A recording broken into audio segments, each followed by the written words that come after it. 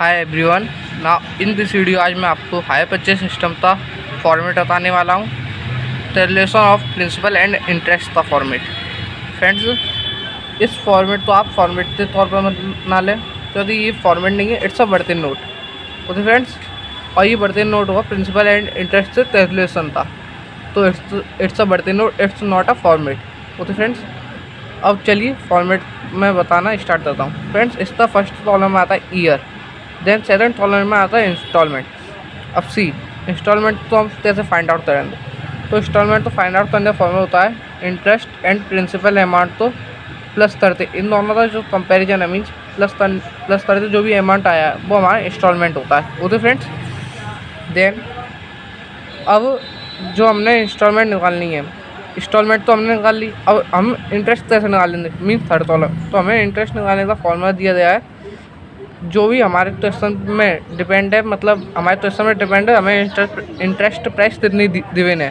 तो फ्रेंड्स, अब जो हमें इंटरेस्ट प्राइस दिवेन है, इंटरेस्ट प्राइस निकलती है ऑलवेज आउटस्टैंडिंग बैलेंस से, मतलब जो भी हमारी आउटस्टैंडिंग बैलेंस है, मानते चलिए हमारी आउटस्टैंडिंग बैलेंस बन लेती है और उसका 10% है, तो 10% उसका 10,000 हुआ, तो जो 10,000 की हमारी इंटरेस्ट है वो इस कॉलम में आ जाएगी। अब मैं आपको इसे एक एग्जाम्पल के लिए भी समझा देता हूँ, क्योंकि ये पोर्शन बहुत ही ज़्यादा इंपॉर्टेंट है इंटरेस्ट का। तो मानते चलिए मैंने कोई ये कार परचेज करी 10 लाख रुपीज़ की। ओके फ्रेंड्स, एंड उसका मैंने जो डाउन पेमेंट दिया वो 1 लाख रुपीज़ था, ऑन द स्पॉट कर दिया। ओके, अब जो रिमेनिंग बैलेंस बचा 9 lakh, it's outstanding balance. Okay friends, अब जो आउटस्टैंडिंग बैलेंस है, मैंने कार परचेज करी अप्रैल 1 तो, और मुझे जो इंटरेस्ट देनी है वो इंटरेस्ट देनी है मार्च 31 तो 10% थी, तो ये 9 लेता है उसका 10। आप इस बात तो ध्यान दीजिए, 10 प्राइस के ऊपर हमेशा इंटरेस्ट नहीं लगती, क्योंकि हमने डाउन पेमेंट 1 लाख रुपये तो वहाँ पर कर दिया, और 9 डाउन पेमेंट के ऊपर इंटरेस्ट लगती है ऑलवेज आउटस्टैंडिंग बैलेंस पर। ओके, तो 9 लाख का 10% हुआ 90,000। ओके फ्रेंड्स, अब यहाँ पे बच्चा हमारे पास 8,10,000। ओके, अब सी, अब जो हमारा आउटस्टैंडिंग बैलेंस रहा वो 8,10,000 रहा, तो हमें जो भी इंटरेस्ट देनी है वो आउटस्टैंडिंग बैलेंस 8,10,000 पे देनी है, क्योंकि हमेशा इंटरेस्ट प्रिंसिपल प्राइस पे लगती है, मींस आउटस्टैंडिंग बैलेंस पे लगती है। ओके फ्रेंड्स, अब आने हमारा जो पोर्शन है वो है डेप्रीसिएशन का। डेप्रीसिएशन तो कैलकुलेट करने के लिए 2 मेथड्स हमें बताएं। इसमें मेथड होता है रीडिंग लाइन मेथड। फ्रेंड्स, जैसे हम बताते हैं डेप्रीसी, और उस पर हमने % का ये तो डिपेंड क्वेश्चन पर, एग्जाम्पल लिए हमें 10 था उस पर डेप्रीसिएशन, तो 10% हुआ हमारा, मानते चलिए आप 1 लाख, तो जो हमारा 1 लाख रुपये डेप्रीसिएशन है वो 1 लाख रुपये इधर आ जाएगा, क्योंकि हमेशा असेट्स डेप्रीसिएट ही होती है, इसलिए डेप्रीसिएट का यहाँ पर कॉलम मेन इंपॉर्टेंट है। ओके फ्रेंड्स, अब इसके बाद हम बात कर लेते हैं जो हाई परचेज था, ये बर्तन नोट है, रिलेशन ऑफ इंटरेस्ट था। इसके बाद हमें कौन से अकाउंट प्रिपेयर करनी है। ओके फ्रेंड्स, तो इसके बाद जो हमें अकाउंट प्रिपेयर करने हैं वो करने हैं हायर परचेजर के लिए एंड सेकंड हायर वेंडर के लिए। तो हायर परचेजर से जो अकाउंट प्रिपेयर होंगे वो होंगे एसेट्स अकाउंट। मान लीजिए हायर परचेजर ने कोई भी कार परचेज करी, तो वो अकाउंट जो बनाया था वो कार से अकाउंट बनाया था। ओके फ्रेंड्स, सेकंड में हायर वेंडर, तो हायर वेंडर का अकाउंट इसलिए बनाया था क्योंकि वो हायर वेंडर तो जब पे करेगा तो उसका जो भी पेमेंट हुआ, जो भी पेमेंट की ट्रांजेक्शन होगी वो हायर वेंडर के अकाउंट में रिकॉर्ड कर सकती है। एंड थर्ड इंटरेस्ट अकाउंट, तो इंटरेस्ट अकाउंट वो इसलिए बनाया क्योंकि जब भी वो प्रिंसिपल अमाउंट थी तो भी इंटरेस्ट पे करेगा, तो जो जितनी भी इंटरेस्ट पे करेगा वो इंटरेस्ट अकाउंट में रिकॉर्ड कर सकेगा।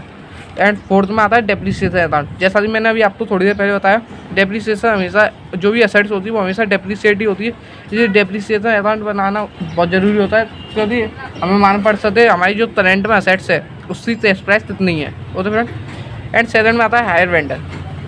हायर वेंडर की बुक में हमेशा 2 अकाउंट बनते हैं। फर्स्ट होता है हायर परचेजर अकाउंट, मीन्स क्योंकि हायर परचेज अकाउंट इसलिए बनाया जाता है क्योंकि उसने जो भी चीज़ हायर परचेजर को सेल करी है उसका सारा रिकॉर्ड वो अपने पास रख सकते, मतलब हायर परचेज से कितना पैसा आना है कितना हमारे इंस्टॉलमेंट बाद ही रह देंगे। एंड सेकंड में हमारा होता है इंटरेस्ट अकाउंट। इंटरेस्ट अकाउंट वो इसलिए बनाता है क्योंकि वो हायर वेंडर से हमेशा इंस्टॉलमेंट में इंटरेस्ट प्लस कर दे लेता है, इसलिए वो इंटरेस्ट अकाउंट को अलग से मेंटेन करता है ताकि उसे मालूम पड़ सके कि हमारे इंस्टॉलमेंट पर मीन्स आउटस्टैंडिंग बैलेंस पर कितनी इंटरेस्ट आती है एंड कितनी इंटरेस्ट उससे हमें मिल चुकी है। ओके फ्रेंड्स, अब इसके बाद हमारे आते हैं 3 सिनेरियोस। ये 3 सिनेरियोस में मैं आपको यूज बता देता हूँ। इससे आपको ये मिल सकता है कि हमारा इंस्टॉलमेंट टेस्ट में कितनी दी है, रेट ऑफ इंटरेस्ट है टेस्ट साथ ही मैं बताता हूँ।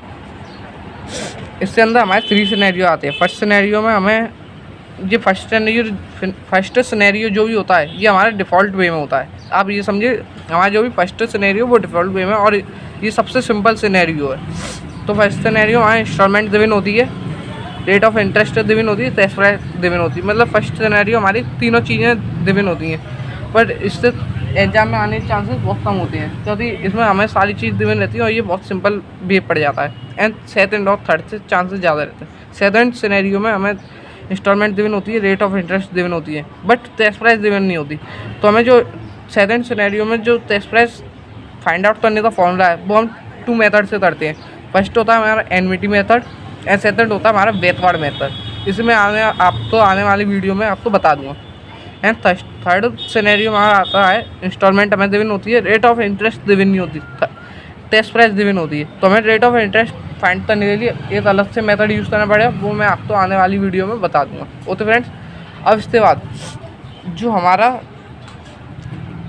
मेन मेथड है, मैं इसमें ये मेन इम्पोर्टेंट चीज़ आती है कि आप इससे फाइंड आउट कैसे करेंगे कि इसमें हमारी इंटरेस्ट डिविन है, कौन सी इंस्टॉलमेंट हो और कौन सी इंस्टॉलमेंट में नहीं। तो इसलिए 2 फेज निकलते आते हैं।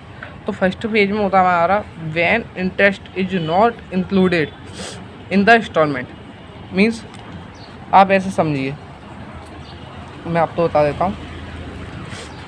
इसमें हमें इंस्टॉलमेंट डिविन होती है when interest is included in the instalment. Instalment डिविन है।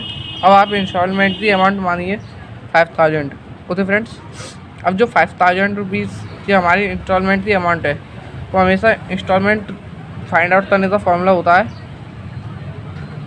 जो मतलब प्रिंसिपल अमाउंट, इंस्टॉलमेंट और इंटरेस्ट तो माइनस कर हमारी प्रिंसिपल अमाउंट बाहर निकल आती है। तो हमारी यहाँ पे इंटरेस्ट की अमाउंट तो डिविन है 5000। अब हमें प्रिंसिपल की अमाउंट फाइंड आउट करनी है। रेट ऑफ इंटरेस्ट की भी हमें अमाउंट डिविन है क्वेश्चन में। तो यदि फर्स्ट सिनेरियो डिफ़ॉल्ट वे होता है और फर्स्ट सिनेरियो में तीनों चीज़ें डिविन रहती हैं, तो हमें 5000 इंस्टॉलमेंट की अमाउंट डिविन है।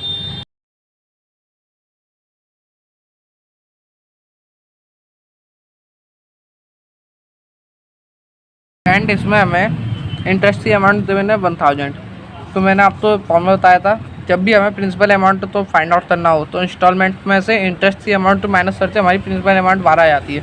तो हमारी जो प्रिंसिपल की अमाउंट होती 4000 होती। तो हमारी 5000 इंस्टॉलमेंट की अमाउंट है, 1000 की इंटरेस्ट की अमाउंट है। तो इन दोनों को डिडक्ट करते मीन्स सेपरेट करते हमारी 4000 की प्रिंसिपल अमाउंट बाहर निकल जाएगी। अब नेक्स्ट सेकंड फेज में हमें दिया होता है when interest is not included in the installment. ये फेज बहुत ही ज़्यादा इंपॉर्टेंट है, आप तो इसको बहुत ध्यान से समझिएगा। इसमें प्रिंसिपल की अमाउंट दी हुई है हमें XYZ, हमें 5000 ही दी हुई है। और तो फ्रेंड्स एग्जाम्पल लिए, अब जो हमें ये 5000 प्रिंसिपल की अमाउंट दी हुई है ये प्योरली प्रिंसिपल की अमाउंट है।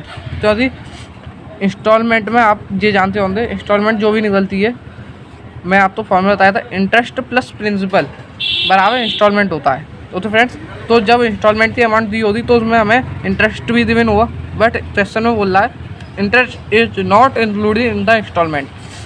तो इसमें इंटरेस्ट का कोई भी फॉर्मूला निकलता नहीं। तो ये हमारी जो अमाउंट हुई 5000 वो प्योरली प्रिंसिपल अमाउंट हुई। Okay friends, purely principal. अब जो 5000 है इसे हम आइडेंटिफाई कैसे करेंगे? तो इसमें जो इंटरेस्ट इंक्लूडेड नहीं है इसमें हमें बहुत केयरफुल रहना है। तो इसे हम आइडेंटिफाई करने के लिए जो आउटस्टैंडिंग बैलेंस है, मान के चलिए हमारा स्टैंडिंग बैलेंस 5000 है। ओके फ्रेंड्स, अब उसकी जो इंटरेस्ट लगेगी 10% की, आप मानते चलिए आप 20% की, तो जो भी इसकी इंटरेस्ट रहेगी उसे हम इंटरेस्ट कर लेंगे। और प्लस अब जैसे 5000 हमारा आउटस्टैंडिंग बैलेंस इसकी 10% इंटरेस्ट हमारी हो गई, मानते चलिए आप 5000 की इंटरेस्ट 500। तो हमारी जो 5000 एंड 500 ये जो इंटरेस्ट की अमाउंट निकल जाएगी, हमारी टोटल इंस्टॉलमेंट की अमाउंट होगी 5500 रुपीज़।